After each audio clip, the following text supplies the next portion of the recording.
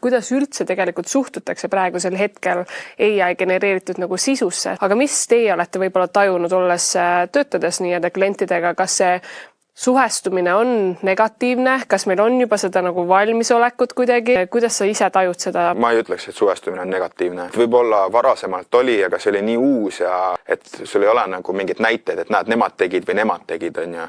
Et nüüd see turg on vaikselt nagu tekkimas. Kui me näeme, et me saame selle AI-ga lahendatud, siis me lahendame selle AI-ga. Süükseid lahendusi, mis on nagu 100% ja üsna vähe, et seal ikkagi nagu see AI, ta võib olla seal 80%, aga sul on ikkagi nagu inimene monteerib seda, ta saab ju sealt need nii-öelda ebaõnnestunumad kohad nagu välja lõigata näiteks, on ju. Nagu otseselt sellist nagu suhtumist ei ole, et vot see on AI-ga tehtud, et tehke nüüd päriselt ka, eks ole.